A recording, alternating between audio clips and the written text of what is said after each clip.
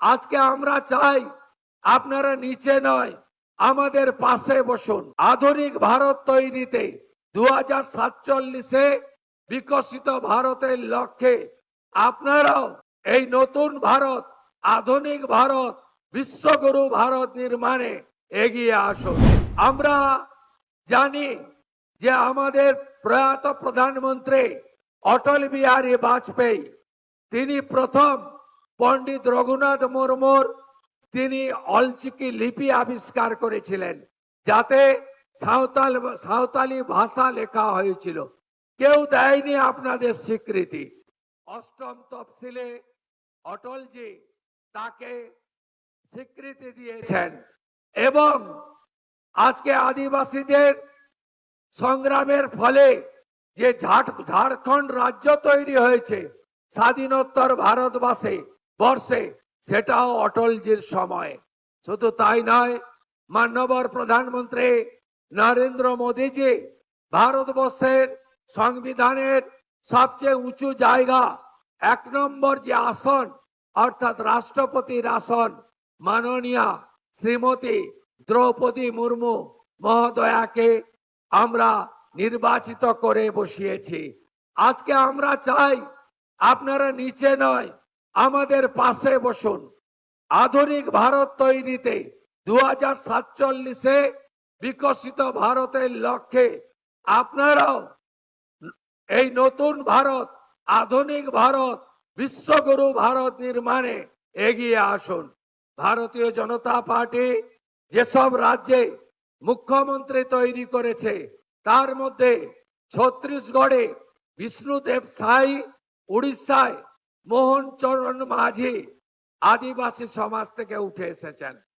আমাদের যে বর্তমান মন্ত্রিসভা, এই মন্ত্রিসভাতে আপনারা দেখবেন ক্ষুদিরাম টুডু মহোদয়, জুয়েল মুর্মু মহোদয়, বিশাল লামা মহোদয়, একাধিক আদিবাসী নেতাকে আমরা মন্ত্রী করেছি, গুরুত্বপূর্ণ দায়িত্ব দিয়েছি, যাতে আপনাদের অর্থনীতি, উন্নয়ন, অধিকার প্রতিষ্ঠিত হয়।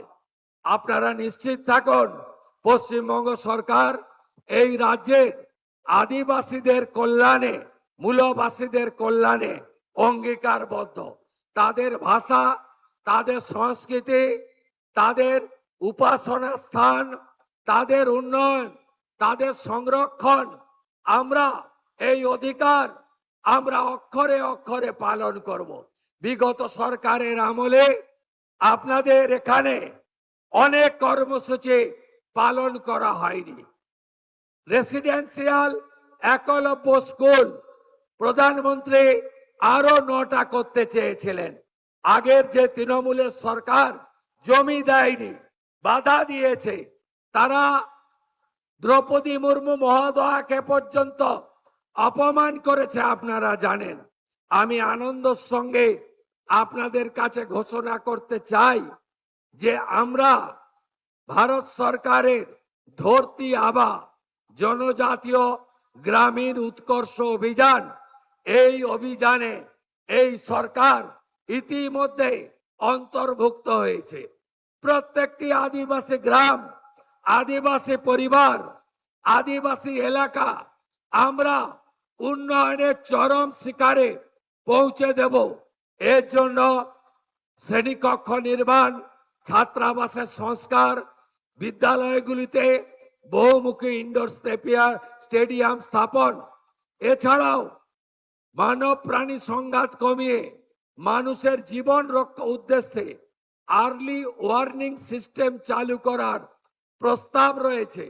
আপনাদের জীবিকা উন্নয়ন, আয় বৃদ্ধি এবং PM জনমন প্রকল্পের আওতায় আমাদের যে আদিবাসীদের মধ্যে প্রাচীন আদিবাসী গোষ্ঠী রয়েছে, অর্থাৎ লোধা, বিহর, টোটো, এদের জন্য আমরা আলাদা খাদ্য নিরাপত্তা সহ অনেকগুলি কর্মসূচি চালু করেছি। আগামী আগস্ট মাস থেকে এর সুফল আপনারা পাবেন। আরো ভালো ভালো খবর দেখতে সাবস্ক্রাইব করুন বাংলা হান্টের ইউটিউব চ্যানেল। বাংলা হান্টের আরো খবর দেখতে নজর রাখুন বাংলা খবর মানেই বাংলা হাট।